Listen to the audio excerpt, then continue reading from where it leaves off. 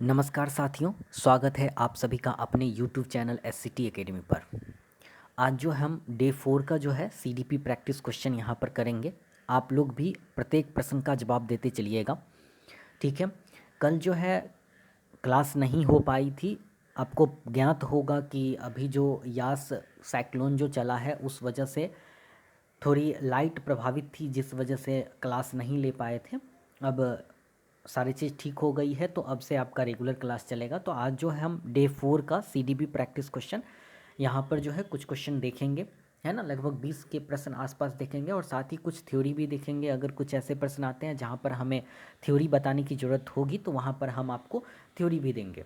ये सारे क्वेश्चन आने वाले जो DSSB की एग्ज़ाम है या रीट की परीक्षा है या CTET की बात करें, ठीक है, या फिर यूपी टेट जो आने वाली है, ये सब की बात करें तो ये सभी परीक्षा के लिए अति महत्वपूर्ण क्वेश्चंस है, ठीक है। तो आज हम शुरू करते हैं आज का पहला प्रश्न और देखते हैं आज का पहला प्रश्न क्या कह रहा है। क्वेश्चन नंबर 1, आप लोग भी इसका ज़रा कमेंट करके जवाब दीजिएगा। कमेंट करके जवाब दीजिएगा आप लोग। क्वेश्चन नंबर 1 कह रहा है, मंद अधिगमकर्ता उनकी शैक्षिक उपलब्धि सामान्य योग्यता से कम रह जाती है कहे जाते हैं। एक अधिगमकर्ता, अधिगमकर्ता कहने का मतलब यहाँ पर यह हुआ। पहले तो आप लोग कमेंट करके बताइए इसका क्या आंसर होना चाहिए। 1 नंबर में दिया गया है पिछड़े, 2 नंबर में लिखा है योग्य, 3 नंबर में लिखा है बाल अपराधी और 4 नंबर में लिखा है मानसिक रूप से कमज़ोर। प्रश्न पढ़िए एक बार फिर से। मंद अधिगमकर्ता जिनकी शैक्षिक उपलब्धि सामान्य योग्यता से कम रह जाती है ना, कहे जाते हैं। क्या कहे जाते हैं? पिछड़े कहेंगे उसे, या योग्य कहेंगे उसे, या बालक अपराधी कहेंगे उसे, या बाल अपराधी कहेंगे उसे, या मानसिक रूप से कमज़ोर कहेंगे उसे। कमेंट कीजिए जल्दी से। और जब आप लोग कमेंट करते हैं तो कमेंट में क्वेश्चन नंबर लिख दीजिए। जैसे आप अगर क्वेश्चन नंबर 1 का आंसर अगर 1 बता रहे हैं तो यहाँ पर लिख दीजिएगा 1 डाइस 1, या फिर 1 डाइस 1 भी लिख सकते हैं। अगर 2 का आंसर 3 बता रहे हैं तो 2 डाइस 3 लिख दीजिएगा, जिससे हमें पता चल जाएगा कि आप किस प्रश्न का उत्तर दे रहे हैं, ठीक है। तो इसका आंसर बताइए। देखिए अब हम बता रहे हैं आपको, मंद अधिगमकर्ता। मंद अधिगमकर्ता, यहाँ पर जो अधिगमकर्ता कहने का मतलब होता है, अधिगम, अधिगम मतलब सीखने वाला, कर्ता मतलब जो सीख रहा हो, है ना। तो यहाँ पर सीखता कौन है? बालक सीखता है, छात्र सीखता है ना। तो मंद अधिगमकर्ता जिसकी बुद्धि मंद होती है। और जो बालक के बारे में यहाँ बोल रहा है, यहाँ पर जो बोल रहा है वो चाइल्ड, स्कूल में जो बच्चे पढ़ते हैं उसके बारे में यहाँ पर चर्चा किया गया है। तो मंद अधिगमकर्ता का मतलब होता है कि जो मंद बुद्धि वाले बालक हैं उनकी जो शैक्षिक उपलब्धि है, मतलब जो वो पढ़ते हैं उसकी उपलब्धि सामान्य योग्यता जो उसका होना चाहिए उससे कम रह जाता है, वैसे बालक को हम क्या कहते हैं? प्रश्न अब समझ में आ गया, ठीक है। तो ऐसे बालक को हम लोग क्या कहेंगे? पिछड़े बालक बोलेंगे, या योग्य बालक बोलेंगे, या अपराधी बालक बोलेंगे, या मानसिक रूप से कमज़ोर बालक बोलेंगे। देखिए आपको कई बार हम चर्चा भी किए हैं प्रतिभाशाली बालक के बारे में, है ना, प्रतिभाशाली बालक के बारे में।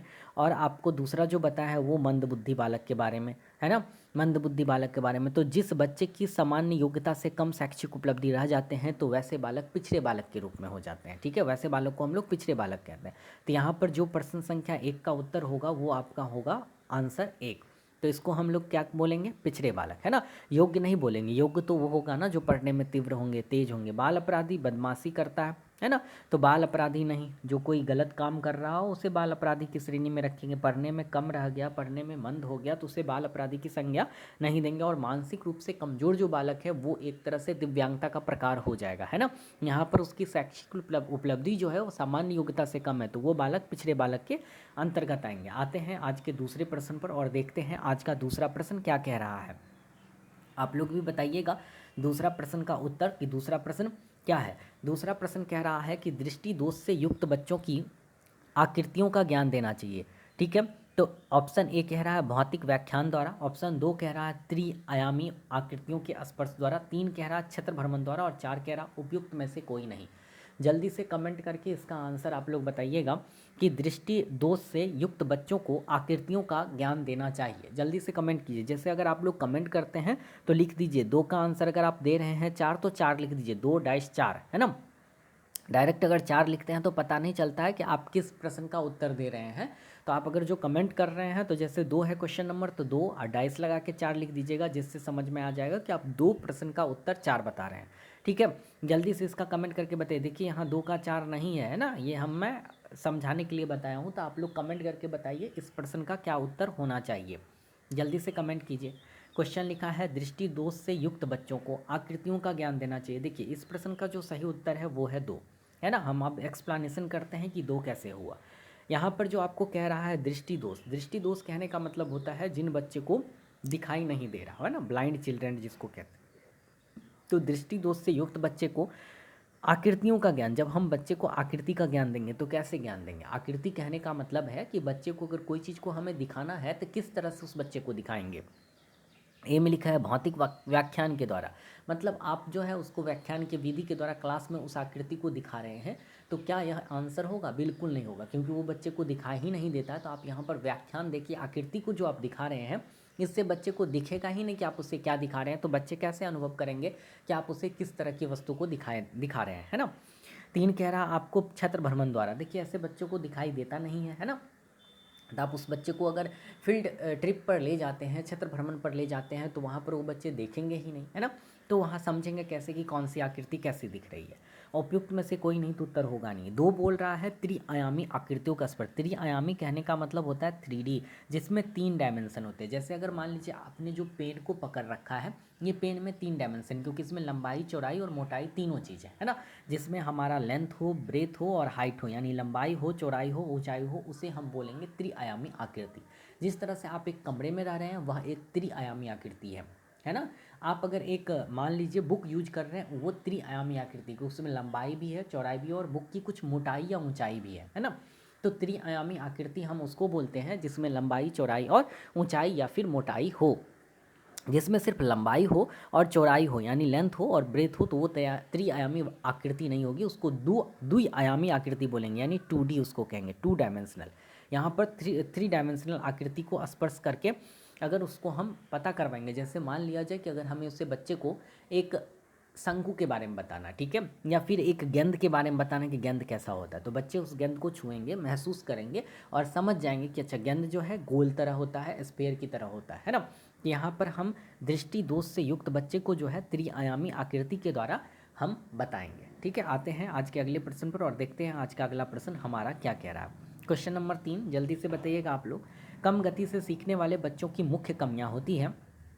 ऑप्शन ए कह रहा है उनमें किसी न किसी प्रकार की अक्षमता होती है जो उनके ज्ञानार्जन व शैक्षिक उपलब्धि को प्रभावित करते हैं। 2 कह रहा है उन्हें केवल गणित में कठिनाई होती है। 3 कह रहा उन्हें केवल अंग्रेजी में कठिनाई होती है और 4 कह रहा उपयुक्त में से कोई नहीं। जल्दी से कमेंट कीजिए, आसान प्रश्न है, ऑप्शन देखने के बाद आप इसका उत्तर ईजिली दे सकते हैं, है ना। देखिए जल्दी से, ठीक है, जल्दी से कमेंट करके बताइए। तो बोल रहा है यहाँ पर कम गति से सीखने वाले बच्चों की मुख्य कमियाँ होती हैं। ठीक है, यहाँ पर यह बताया जा रहा है कि जो बच्चे कम गति से सीख रहे हैं, है ना, कम स्पीड से सीख रहे हैं, तो उसके अंदर आखिर कौन सी कमियाँ होगी। तो पहला दे रखा है उनमें किसी न किसी प्रकार की अधिगम अक्षमता होती है ना। उसमें किसी न किसी प्रकार की अधिगम अक्षमता या फिर कोई अक्षमता होती है जो उनके ज्ञानार्जन या शैक्षिक उपलब्धि को प्रभावित करता है।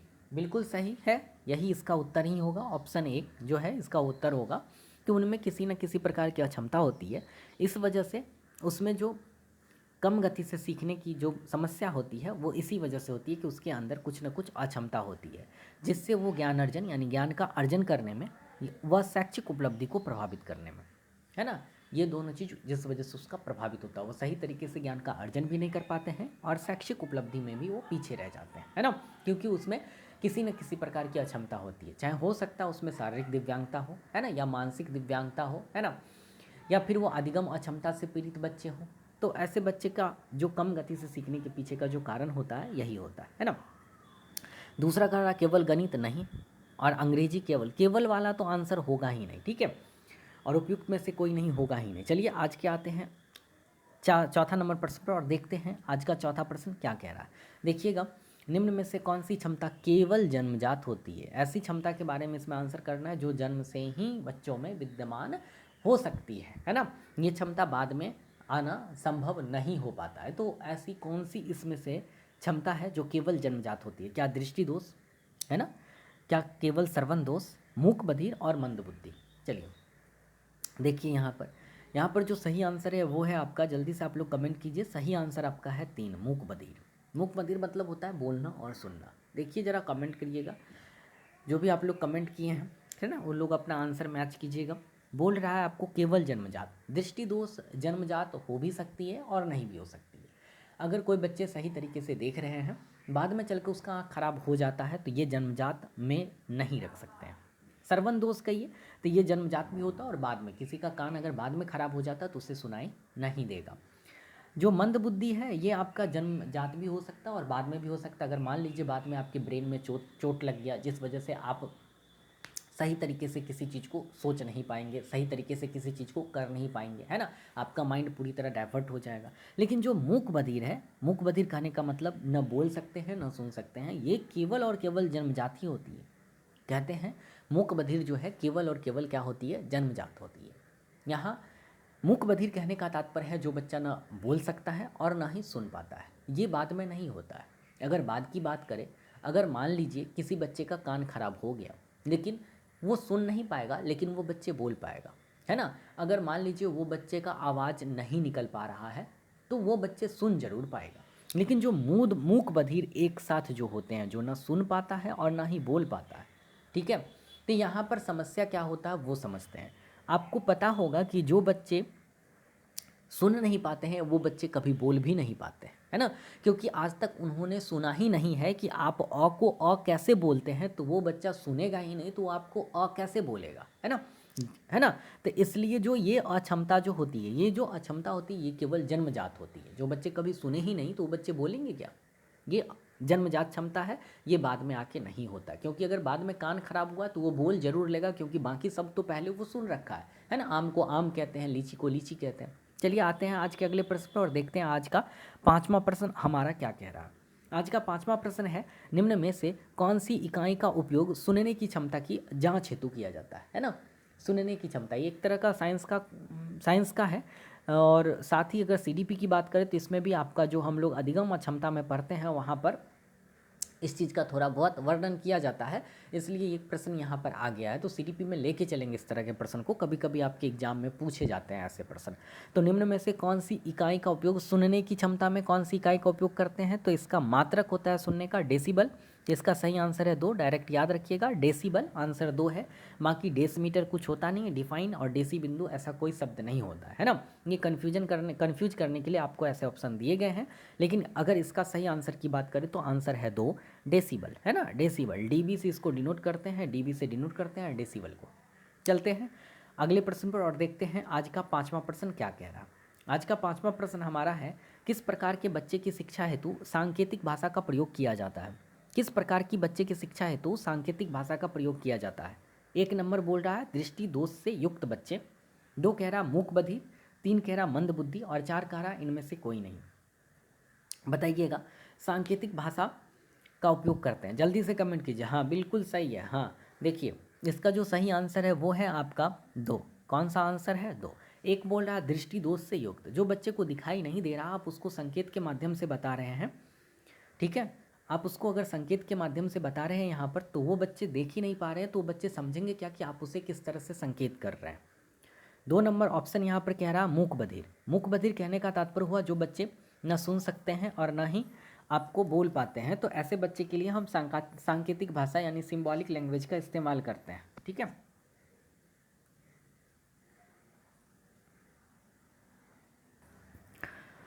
ठीक है, तो यहाँ पर बोल रहा है आपको जो ऑप्शन 1 है वो कह रहा है दृष्टि दोष से युक्त बालक। ये तो बच्चे ये तो आप लोग समझ चुके हैं, है ना। जो बच्चे देख नहीं सकते हैं वो बच्चे सांकेतिक भाषा को कैसे समझेंगे। 2 कह रहा है मूक बधिर।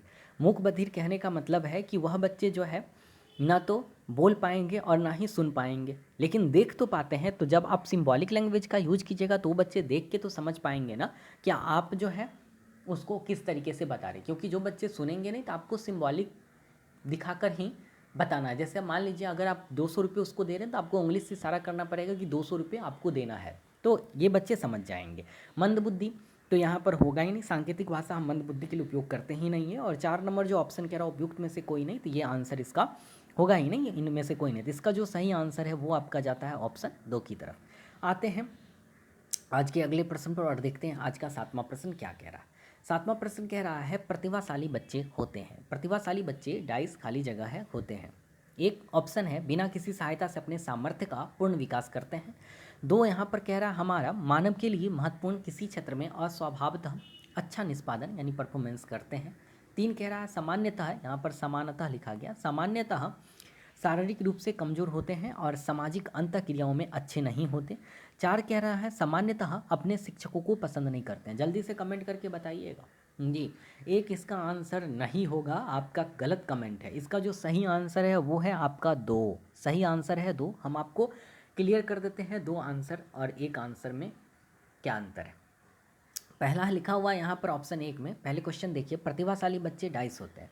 ऑप्शन 1 लिखा है बिना किसी सहायता के अपने सामर्थ्य का पूर्ण विकास करते हैं। देखिए यहाँ लिखा है बिना किसी सहायता के, ऐसे बच्चे को सहायता की आवश्यकता होती ही होती है, जरूरी नहीं है कि बिना, तब तो फिर शिक्षक का रोल ही खत्म हो जाएगा, है ना।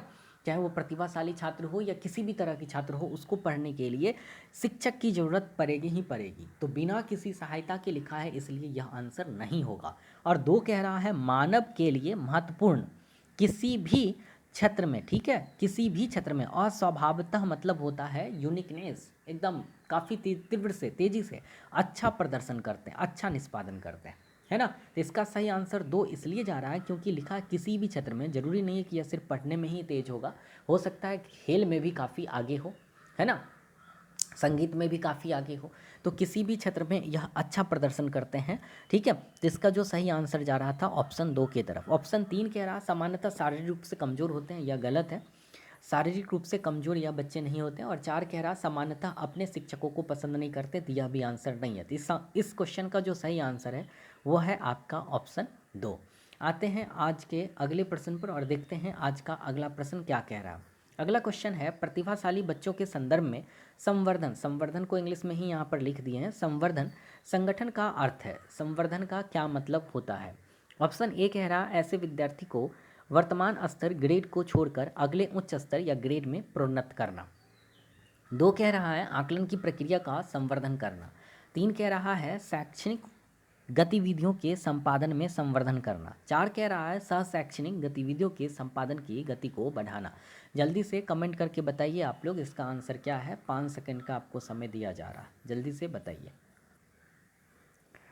ठीक है, बताइए ज़रा इसका आंसर, ठीक है। चलिए देखिए क्या कह रहा है कि प्रतिभाशाली बच्चों के संवर्धन संदर्भ में संवर्धन संगठन। संवर्धन का कहने का मतलब क्या है कि संवर्धन कहने का मतलब एक्सीलरेट कर देना चाहिए, यानी इस बच्चे को क्या होता है, पहले इस चीज़ को समझिए। संवर्धन का मतलब एक क्लास से दूसरी क्लास में जल्दी प्रोन्नत कर देने का मतलब एक क्लास से दूसरी क्लास में जल्दी दे देना चाहिए, क्योंकि यह बच्चे प्रतिभाशाली होते हैं। कैसे बच्चे होते हैं, प्रतिभाशाली, ये पढ़ने में तीव्र होते हैं। जैसे अगर मान लीजिए ये बच्चे क्लास 6 में होंगे और क्लास 6 का सिलेबस लगभग 12 मंथ का होता है और सभी का लगभग 12 मंथ का ही चलता है, और ये बच्चे 6 महीने या 7 महीने में ही सारे सिलेबस को अच्छे तरह से कंप्लीट करके बैठ जाते हैं, और उसके बाद इस बच्चे को पढ़ने में मन ही नहीं लगेगा, क्योंकि उसको चुनौती वाले कुछ प्रश्न ही अब नहीं मिलते हैं, है ना। और यह बच्चे आपको 6 से 7 महीने में ही सारे सिलेबस को ख़त्म करके बैठ जाते हैं।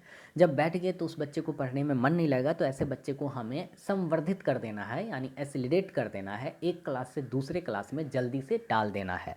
तो ऑप्शन 1 इसका सही है ना। ऑप्शन 1 कह रहा है ऐसे शिक्षार्थियों को या विद्यार्थियों को वर्तमान स्तर या ग्रेड को छोड़कर, है ना, जो ग्रेड है उसको छोड़कर, अब वो तो पढ़ लिया ना 6 महीने, उसको बाकी को बचा हुआ छोड़कर अगले क्लास में, अगले उच्च क्लास में उसको प्रोन्नत कर देना मतलब होता है ट्रांसफ़र या प्रमोट ट्रांसफ़र कर देते हैं उस बच्चे को, यहाँ से वहाँ डाल देते हैं, है ना। इसका सही आंसर है ये। तो यहाँ ध्यान रखिएगा, संवर्धन का मतलब होता है एक क्लास से दूसरे क्लास में जल्दी से प्रोन्नत कर दिए, प्रमोट कर दिए। दूसरा ऑप्शन यहाँ कह रहा आकलन की प्रक्रिया का संवर्धन करना, बिल्कुल गलत है। आकलन की प्रक्रिया को बढ़ाएंगे ऐसे बच्चे को, बिल्कुल नहीं है। आकलन मतलब होता है बच्चे को जो हम आकलन करते हैं ना, असेसमेंट करते हैं, इसको बोलता है बढ़ा देना है, नहीं। 3 कह रहा शैक्षिक गतिविधियों का संपादन में संवर्धन करना, शैक्षिक गतिविधि जो है उसमें आप बढ़ाइए, बिल्कुल नहीं है इसका तात्पर्य।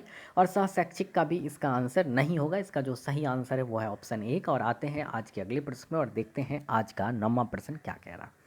आज का जो 9वां प्रश्न है वो है प्रतिभाशाली विद्यार्थियों के लिए निम्नलिखित में से कौन सी गतिविधि सर्वाधिक उपयुक्त है ना। प्रतिभाशाली विद्यार्थियों के लिए निम्न में से कौन सी गतिविधि सर्वाधिक उपयुक्त होगी। चलिए लिखा हुआ है अभी हाल में हुए मैच का प्रतिवेदन लिखना। अभी हाल में हुए मैच का रिपोर्ट लिखना। प्रतिवेदन का मतलब होता है रिपोर्ट। आपको कहीं कहीं कुछ वर्ड इंग्लिश में डाल दिए आपके समझने के लिए। दी गई संकल्पनाओं के आधार पर मौलिक नाटक लिखना। पाठों के अंत में दिए गए अभ्यासों, है ना, अभ्यासों हो गए यहाँ पर, अभ्यासों को एक बार में हल करना और शिक्षक दिवस पर कक्षा को पढ़ाना। जल्दी से कमेंट कीजिए, थोड़ा सा सोचिए, प्रतिभाशाली बच्चे हैं यहाँ पर, आपको थोड़ा सा सोचना पड़ेगा इसके लिए, और उसके बाद आप इस प्रश्न का उत्तर दीजिए कि इस प्रश्न का क्या उत्तर होना चाहिए। जल्दी से आप लोग उत्तर बताइए।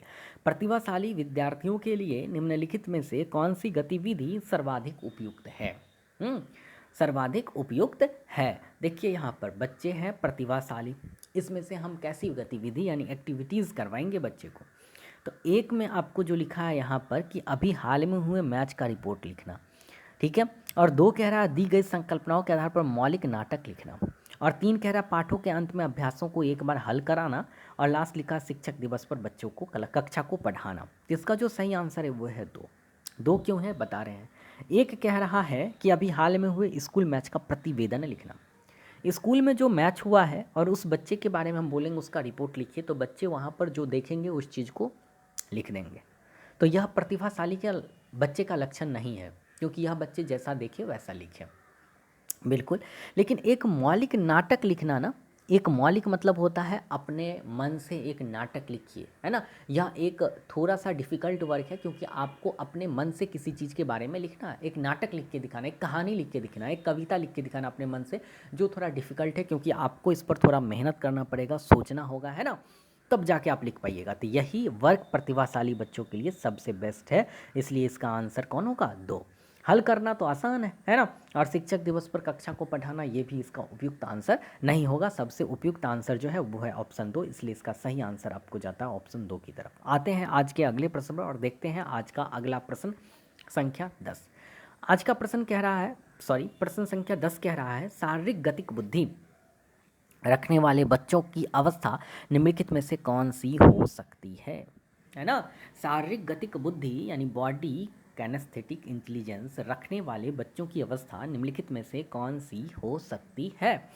एक है शल्य चिकित्सक जिसको हम लोग सर्जन कहते हैं, 2 है कवि जिसको पोएट कहते हैं, वाचन, है ना, और लास्ट में है आपको राजनैतिक नेता। जल्दी से कमेंट करके बताइए इसका आंसर क्या होगा। 5 सेकंड का समय दिया जा रहा, आप लोग कमेंट करके बताइए। कमेंट करते हैं, जैसे अगर आपको 10 का आंसर जो भी देना है XYZ, तो यहाँ पर 10 डाइस उस ऑप्शन को लिखना है। चलिए देखते हैं अब इसका आंसर। शारीरिक गतिक बुद्धि रखने वाले, देखिए ये जो प्रश्न है यह आपको हावर्ड गार्डनर के प्रश्न से लिया गया। हावर्ड गार्डनर जो है एक मनोवैज्ञानिक थे, वहाँ उन्होंने जो है 8 प्रकार की मल्टीपल इंटेलिजेंस थ्योरी दिए थे, बहुबुद्धि सिद्धांत दिए थे। 8 प्रकार के बुद्धि के बारे में उन्होंने वहाँ बताया था, है ना। तो उसमें से ये प्रश्न दिया गया है। और हावर्ड गार्डनर का जो हमारा इंटेलिजेंस थ्योरी है, इस पर हम डिस्कशन भी करेंगे। अगर सिर्फ इस थ्योरी की बात करें, हावर्ड गार्डनर का बहुबुद्धि सिद्धांत की बात करें, ये काफ़ी इंपॉर्टेंट है। बहुबुद्धि सिद्धांत जो है काफ़ी इंपॉर्टेंट क्वेश्चन है। इससे आपके परीक्षा में अब तक सिर्फ बहुबुद्धि सिद्धांत से अब तक 10 से 15 प्रश्न पूछे जा चुके हैं। ये काफ़ी इंपॉर्टेंट है। ये सारे थ्योरी अभी हम डिस्कशन कर लेते हैं। छोटा सा थ्योरी है, इजीली समझ में भी आ जाएगा। तो पहले इस प्रश्न का उत्तर जानते हैं और फिर हम लोग थ्योरी डिस्कशन करते हैं। तो यहाँ लिखा है शारीरिक गतिक बुद्धि रखने वाले जो बच्चों में कौन सी बुद्धि होगी? तो यहाँ पर जो शल्य चिकित्सक जो होंगे उसके अंदर शारीरिक गतिक बुद्धि होगी। शारीरिक गतिक बुद्धि क्या होता है इसका चर्चा हम अगली स्लाइड्स में करते हैं, लेकिन तब तक आप इसका आंसर जान लीजिए। शल्य चिकित्सक, शल्य चिकित्सक का मतलब होता है सर्जन डॉक्टर। जब वो ऑपरेशन करते हैं तो आप देखते हैं कितनी बारीकी से अपने हाथ को चलाते हैं और ऑपरेशन करते हैं, क्योंकि थोड़ा सा भी अगर प्रॉब्लम होगा तो नुकसान पहुंच जाएगा इंसान को। तो बॉडी यानी शरीर को काफ़ी कंट्रोल रखते हैं ये लोग। तो इसके अंदर कौन सी क्षमता होगी? तो शारीरिक गतिक बुद्धि की क्षमता होगी। किसके अंतर्गत? एक सर्जन डॉक्टर के अंतर्गत, ठीक है। कवि के अंदर क्या होगा, वाचन के अंदर क्या होगा, और राजनीतिक नेता के अंदर क्या होगा, ये सब हम आगे स्लाइड्स में जानते हैं और वहाँ क्लियर करते हैं। तो इसका आंसर आपको 10 का था 1। अगले आते हैं थ्योरी की तरफ, और आज हम बहुबुद्धि सिद्धांत के सभी थ्योरी को अच्छे से पढ़ लेते हैं, ठीक है। तो देखिए यहाँ पर बहुबुद्धि सिद्धांत की थ्योरी को, यहाँ पर जो लिखा है, गार्डनर ने 8 प्रकार की बुद्धि बताई थी। गार्डनर जो बुद्धि दिए थे उस बुद्धि का नाम था बहुबुद्धि सिद्धांत, ठीक है। नाम याद रखिएगा, बहुबुद्धि सिद्धांत दिए थे नाम, ठीक है। क्या नाम था? बहुबुद्धि सिद्धांत। समझ गए? इन्होंने 8 प्रकार की बुद्धि के बारे में बताए हैं। कितने प्रकार? 8 प्रकार के, है ना।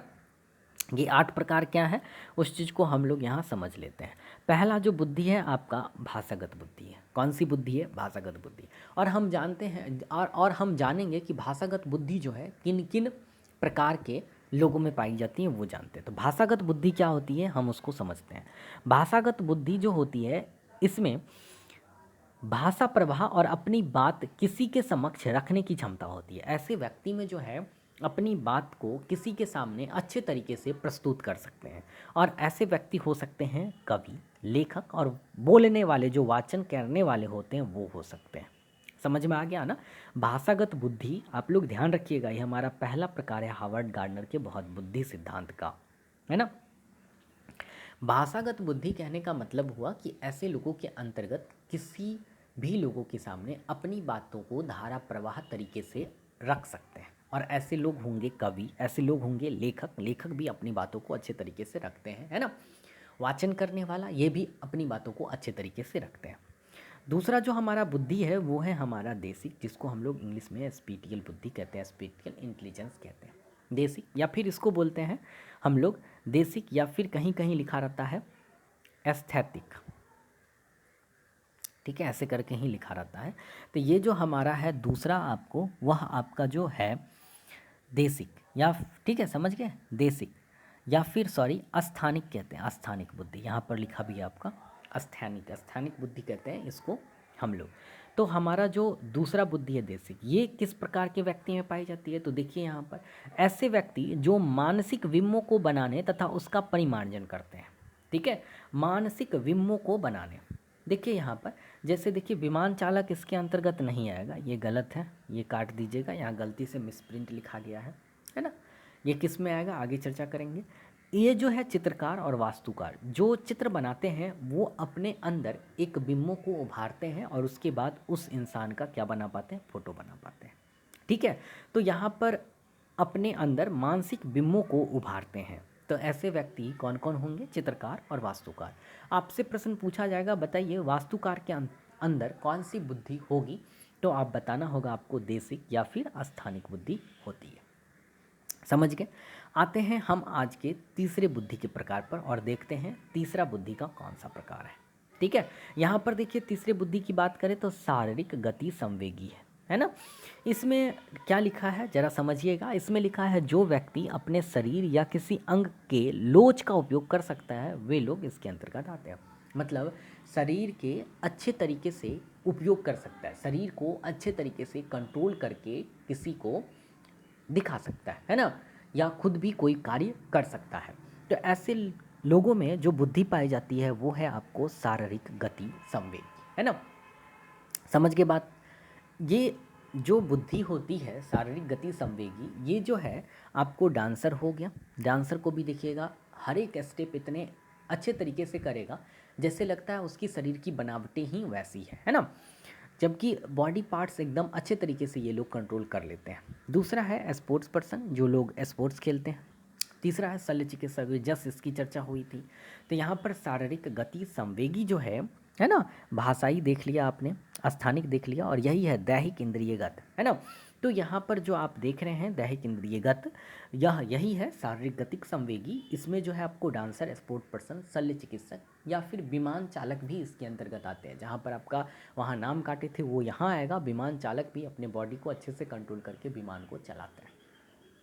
ठीक है, क्योंकि उसको विमान ना बिना रास्ते पे चलाना होता है, जबकि हवाई मार्ग में भी अपना रास्ता है ना, वर्चुअल रोड्स है ना।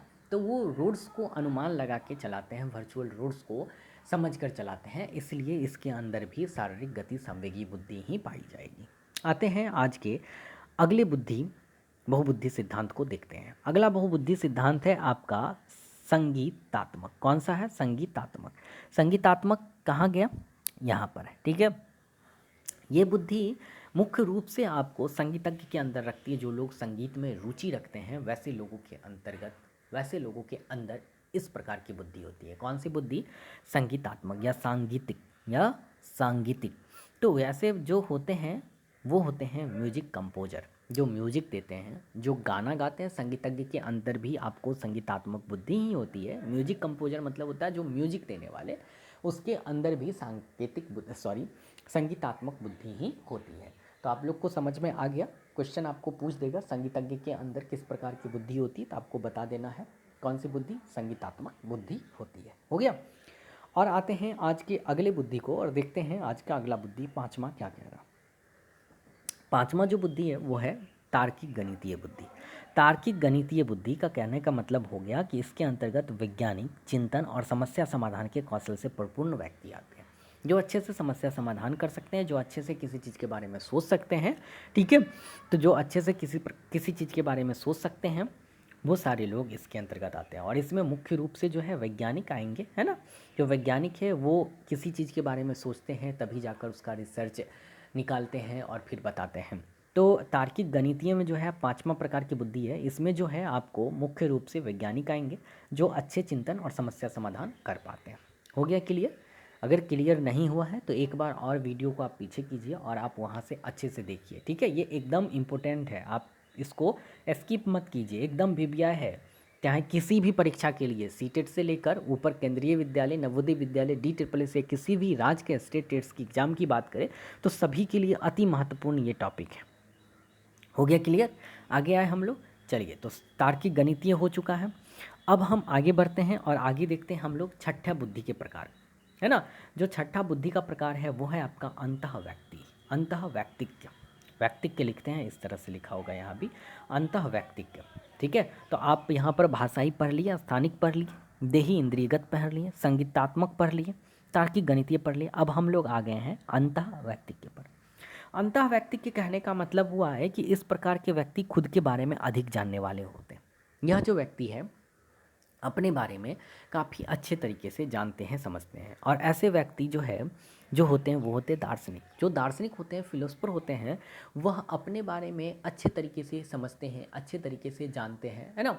जो धर्म नेता होते हैं, धर्म के प्रचार प्रसार करने वाले होते हैं, धार्मिक स्वभाव के होते हैं, वे भी आध्यात्मिक में अच्छे लगाव रखते हैं और उसके बारे में, खुद के बारे में अच्छे तरीके से समझते हैं। और ये आदमी ज़्यादातर मतलबी होते हैं, जो खुद के बारे में ही, अपने से ही ज़्यादा मतलब रखता है ना। अपने बारे में सोचना, अपने बारे में ही कुछ करना। तो ऐसे व्यक्तियों के अंतर्गत जो बुद्धि का प्रकार होगा वो होगा अंतः व्यक्तिज्ञ, है ना। अंतः व्यक्तिज्ञ जो होता है, जिसको इंग्लिश में हम लोग इंट्रापर्सनल भी बोलते हैं, यह जो है व्यक्ति अपने बारे में ही सोचता है, सेल्फ टू अवेयर रहता, अपने बारे में ही जागरूक रहता है, दूसरे के बारे में नहीं सोचता है। तो ऐसे व्यक्ति के अंतर्गत आपको जो है अंतः व्यक्तिज्ञ बुद्धि पाई जाती है। अब हम आगे देखते हैं प्रकार अंतः व्यक्तिज्ञ। वो था अंतः व्यक्तिज्ञ, अब था अंतर व्यक्तिज्ञ। अंतर, ध्यान दीजिएगा, ये अंतः लिखा है और ये लिखा है अंतर, ध्यान से देखिएगा, अंतः और अंतर में फ़र्क है। इसको हम लोग इंग्लिश में इंट्रापर्सनल बोलते हैं और इसको हम लोग इंग्लिश में इंटरपर्सनल बोलते हैं। इसमें जो है ठीक इसका उल्टा होता है। पहले में जो हम अंतः व्यक्तिज्ञ में पढ़े थे, इसमें जो है आदमी खुद के बारे में ज़्यादा सोचता है, सेल्फ टू अवेयर रहता है। लेकिन अंतर व्यक्ति में दूसरों के बारे में अच्छे तरीके से जानते समझते हैं। इस व्यक्तियों को जल्दी से दोस्ती यारी हो जाती है, लोगों से जल्दी घुल मिल जाते हैं। ठीक है, यह मुख्य रूप से साइकोलॉजिस्ट होते हैं, यह दूसरे के बारे में अच्छे से समझते हैं। साइकोलॉजिस्ट कहने का मतलब है कि मान लीजिए आपको कोई समस्या होती है तो आप मनोवैज्ञानिक के पास जाते हैं, चिकित्सक के पास जाते हैं। वह आपके अच्छे तरीके से आपको पढ़ता है, आपके दिमाग को रीड करता है और उसके बाद आपके बारे में बताता है कि आपको किस तरह की परेशानी होती है। तो मुख्य रूप से इसके अंतर्गत साइकोलॉजिस्ट आते हैं, जो आपके भावनाओं को, आपके व्यवहारों को, आपके अभिप्रेरणाओं को अच्छी तरीके से समझते हैं और आपको बताते हैं। ठीक है, तो ध्यान रखिएगा, अंतर व्यक्तित्व और अंतः व्यक्तित्व में अंतर है। अंतर और अंतः में ध्यान रखना है। अंतः जो खुद के बारे में सोचेगा, अंतर जो दूसरे के बारे में अच्छे तरीके से जानते हो, है ना। इस लोगों को जल्दी दोस्ती यारी भी जल्दी से हो जाती है। आठवां बुद्धि इसमें नहीं लिखा, देखिए 1 2 3 4 5 6 और 7 ही लिखा है ना। आठवां बुद्धि बाद में आके जुड़ा है ये बुद्धि, इसलिए इस फिगर में आपको आठवां बुद्धि का प्रकार नहीं दिया गया। तो आठवां बुद्धि जो था वो था प्रकृतिवादी, नेचुरलिस्टिक। ये क्वेश्चन पूछा हुआ है, एक बार सीटेट की परीक्षा में ही पूछा गया था। जो आपको मतलब पहाड़ पठार के बारे में, जंगल, पेड़ पौधे, वृक्ष के बारे में अच्छा ज्ञान रखते हैं, उसके अंदर कौन सी बुद्धि होगी, तो यही प्रकृतिवादी, ये प्रकृति से ज़्यादा लगाव रखते हैं। देखिए यहाँ पर लिखा हुआ नेचर के बारे में, नेचर का मतलब होता है प्रकृति के बारे में अधिक जानकारी रखने वाले व्यक्ति इसके अंतर्गत आते हैं। ऐसे व्यक्ति शिकारी होते हैं, किसान होते हैं, पर्यटक होते हैं, जो कहीं घूमने के लिए बराबर निकलते रहते हो, उसको पूरे अनुभव रहता है कि कहाँ पर कैसा क्या होगा नहीं होगा, है ना, किस तरह के ये पेड़ है, कैसा ये पठार है, कैसा यह पहाड़ है, यह अच्छे तरीके से समझते हैं। तो इसके अंदर जो है आपको प्रकृतिवादी बुद्धि होती है। हो गया क्लियर? समझ गए? ये सभी इम्पोर्टेंट बुद्धि था और यहीं पर जो है बुद्धि का सिद्धांत का जो थ्योरी है वो ख़त्म होता है। अगले प्रश्न के तरफ अब हम चलेंगे।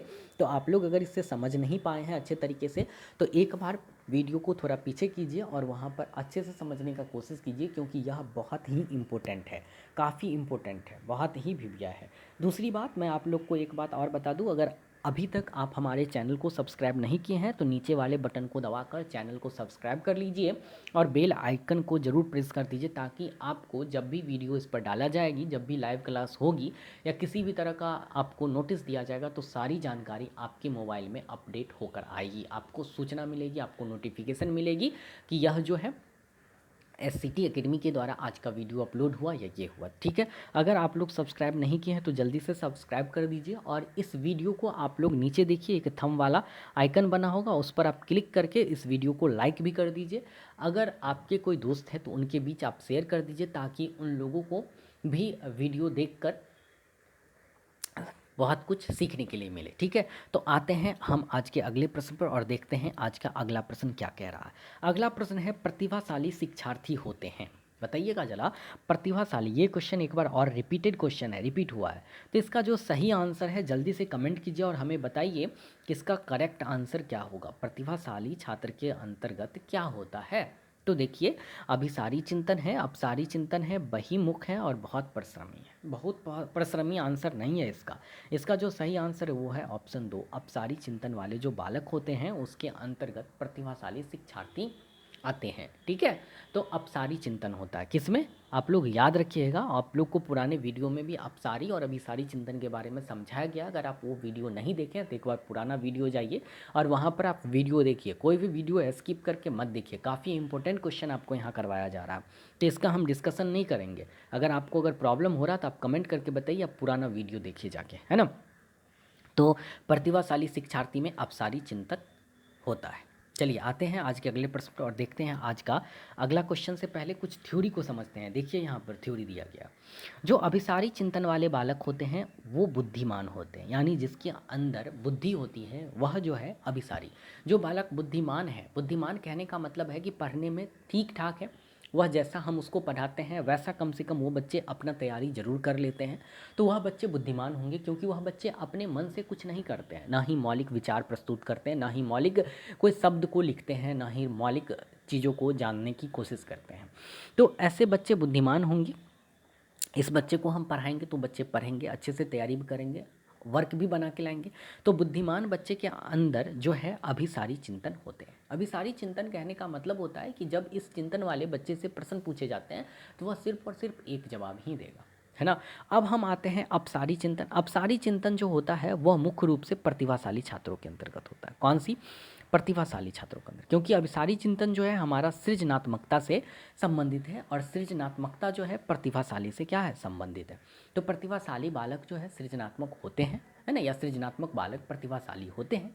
तो यहाँ पर जो सृजनात्मक बालक जो प्रतिभाशाली के अंतर्गत आएंगे, तो इस बच्चे के अंदर किस प्रकार की बुद्धि, किस प्रकार का चिंतन होगा, तो अपसारी चिंतन होगा। तो अपसारी चिंतन जो करते हैं वह मुख्य रूप से सृजनात्मक बालक करते हैं या फिर प्रतिभाशाली छात्र करते हैं।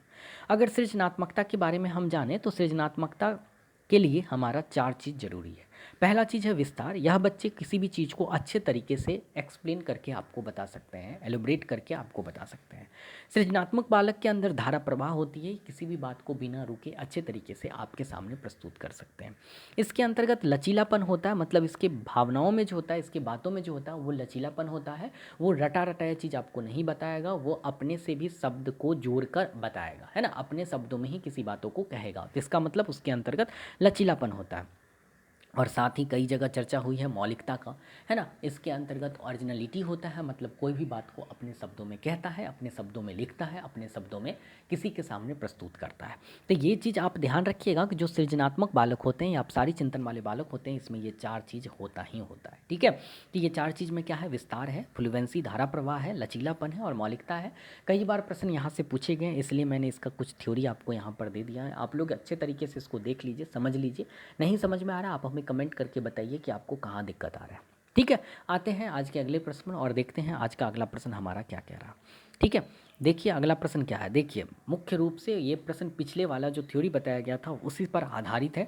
जल्दी से आप लोग प्रश्न पढ़िए और कमेंट करेंगे, सभी लोग कमेंट करेंगे इस प्रश्न का, है ना। सब लोग क्वेश्चन नंबर 12, अगर 12 का जो भी आंसर है आप डैश लगा के लिखिएगा, 12 का XYZ जो भी आंसर है वो आप यहाँ पर डालिए, है ना। 1 2 3 4 में से जो ऑप्शन है आप यहाँ पर लिखिए, जल्दी से कमेंट कीजिए। निम्न में से कौन सा सृजनात्मकता से संबंधित नहीं है। देखिए यहाँ पर पहले हम कई बार आपको चर्चा किए, नहीं है तो आप उसको घेर दीजिए, पहले बोल रहा कौन सा नहीं है सृजनात्मकता से संबंधित। तो पहला है मौलिकता, दूसरा है धारा प्रवाह, तीसरा है मितव्ययिता और चौथा है आपको विस्तार। जल्दी से कमेंट करके बताइए। बिल्कुल इसका सही आंसर है आपका ऑप्शन नंबर 3। ऑप्शन 3 आपका है मितव्ययिता। देखिए सृजनात्मकता से संबंधित नहीं है। अभी आते हैं मौलिकता, धारा प्रवाह और विस्तार, ये तीनों है। जल्दी से देखते हैं पीछे वाले पर, मौलिकता देखिए यहाँ पर, धारा प्रवाह और विस्तार, यही था ना, ये तीनों तो है। लेकिन लचीलापन भी एक है, लेकिन इसमें से आपको एक कुछ और लिख दिया है, जो आपको लिखा है यहाँ पर मितव्ययिता। मितव्ययिता का मतलब होता है कम खर्च करने वाला, है ना, कम खर्चीला, उसको बोलते हैं मितव्ययिता, है ना।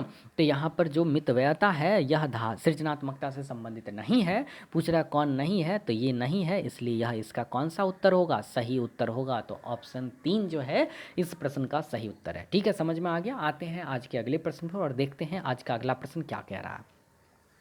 आज का अगला प्रश्न है, निम्नलिखित में से मानसिक विकार के लक्षणों को भी दर्शाते हैं सिवाय। देखिए यहाँ पर मानसिक विकार के लक्षणों को दिखाते हैं सिवाय, जल्दी से बताइएगा, भग्नाशा, निराशा के, तनाव के, संबंध के, चिंता के। जल्दी से कमेंट कीजिए और इसका आंसर आप लोग जल्दी से बताइए हमें कि इसका सही आंसर क्या होगा। निम्नलिखित में से मानसिक विकार के संबंधों को लक्षणों को दर्शाते हैं सिवाय, ठीक है।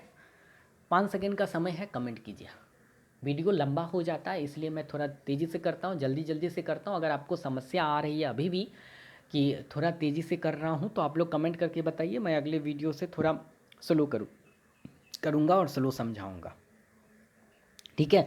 देखिए यहाँ पर क्या कह रहा है, निम्नलिखित में से मानसिक विकार के लक्षणों को भी दर्शाते हैं सिवाय। सिवाय का मतलब आपका क्या हो गया कि इसमें से एक आंसर है जो नहीं होगा, बाकी 3 आंसर होगा, और जो नहीं होगा उसी आंसर को आपको टिक करना है। सिवाय का मतलब होता है इनमें से कौन नहीं होगा, कौन, सिवाय का मतलब क्या होता है, कौन नहीं होगा। तो इनमें से हमको उस ऑप्शन को खोजना है जो नहीं होगा। तो मानसिक विकार का लक्षण इसमें से कौन कौन है, पहले तो ये खोज लीजिए, जो नहीं है वो आंसर टिक कर दीजिए। तो मानसिक विकार का मतलब क्या होता है, हमारा कुछ मेंटल जो है प्रॉब्लम, मानसिक विकार। तो पहला है निराशा, इससे हम निराश रहेंगे, तो इसका मतलब है निराशा कब आएगी, जब हमें कुछ ना कुछ दिमागी प्रेशर होगा, है ना, कुछ ना कुछ हमें समस्या होगा जिस वजह से हम निराश रहेंगे। यह तो मानसिक विकार का लक्षण है।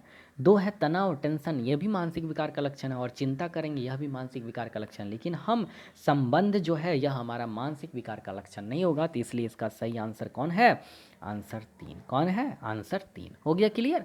आए हम आज के अगले प्रश्न पर, चलिए देखते हैं आज के अगले प्रश्न, प्रश्न संख्या 14, और समझते हैं प्रश्न संख्या 14 क्या कहता है।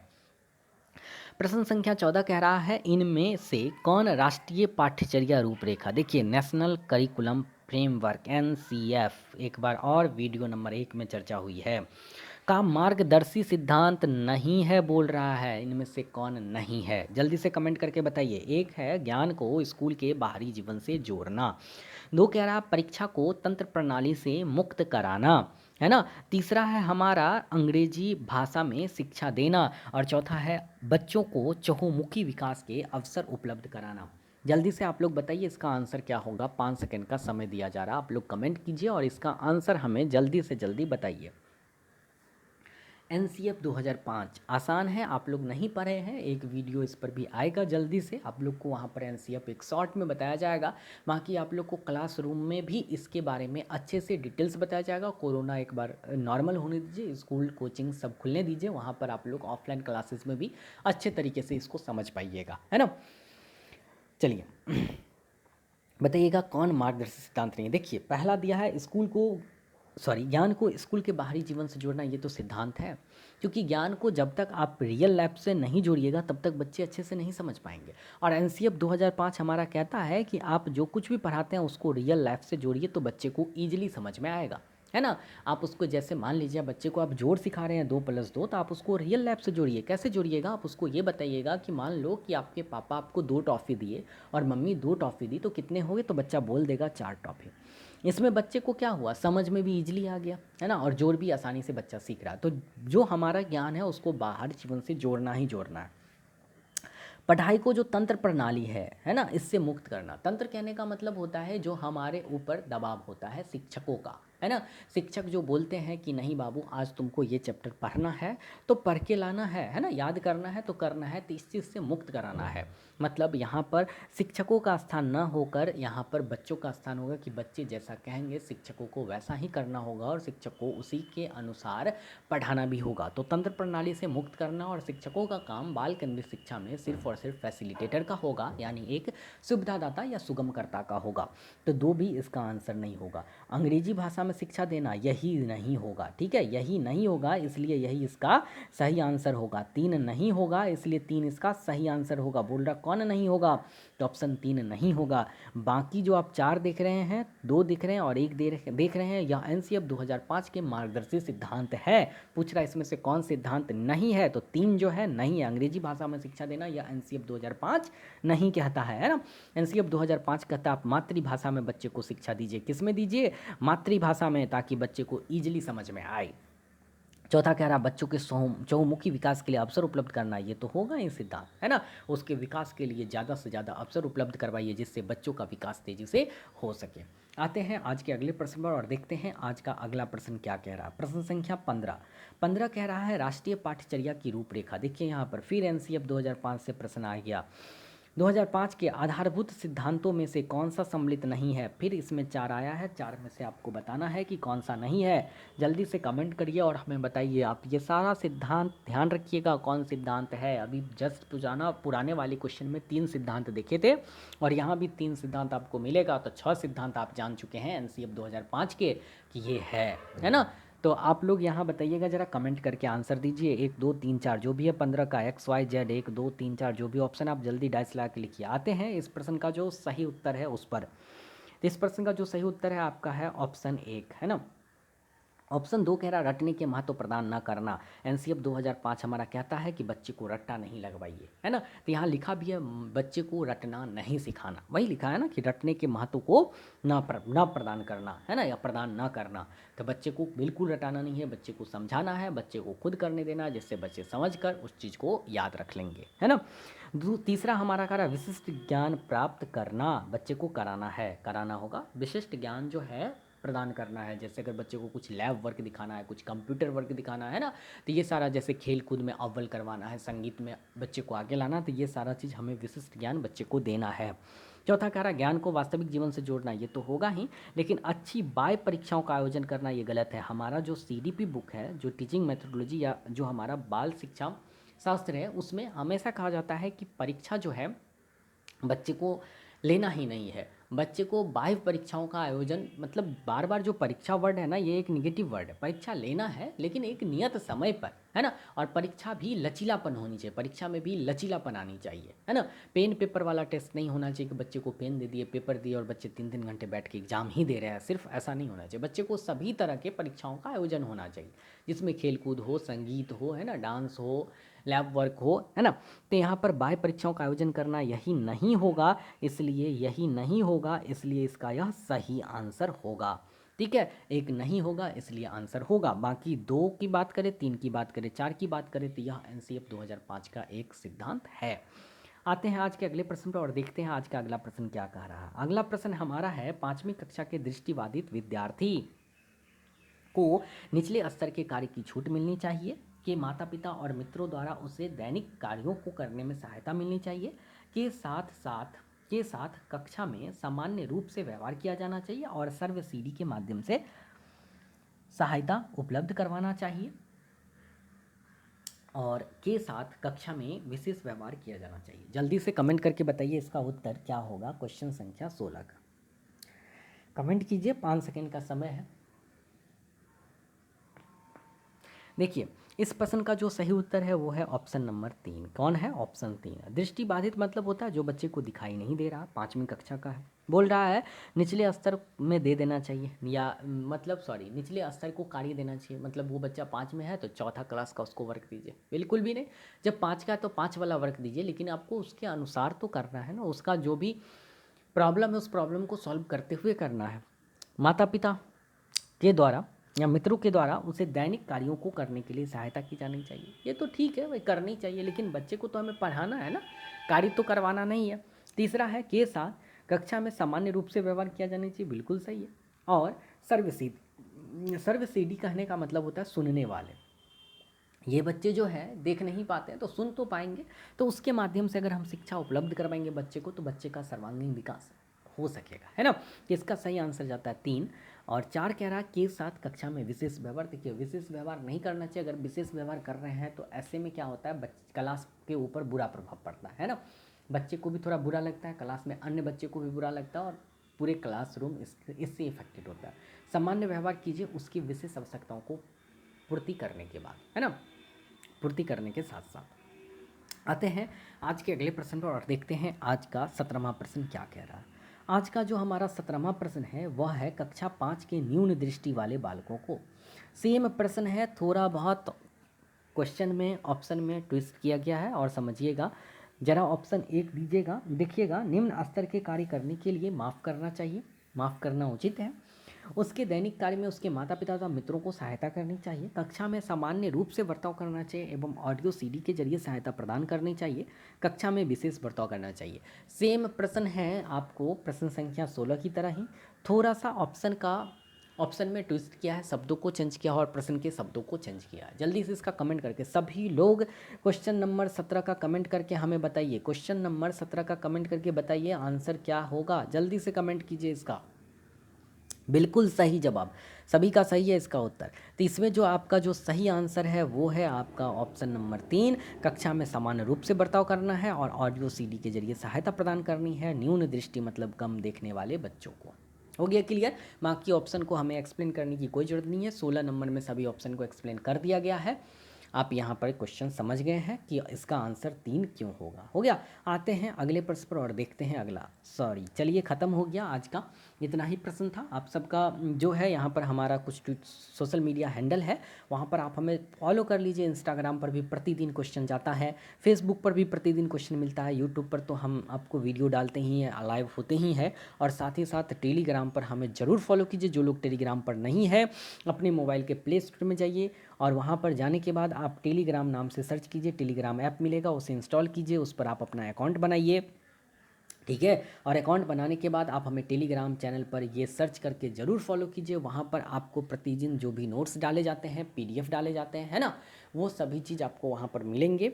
आप वहाँ से भी देख सकते हैं, समझ सकते हैं, पढ़ सकते हैं। जो भी एग्ज़ाम का नोटिफिकेशन होता है वो सब वहाँ पर अपडेट किए जाते हैं। तो हमारे टेलीग्राम चैनल से जुड़ जाइए।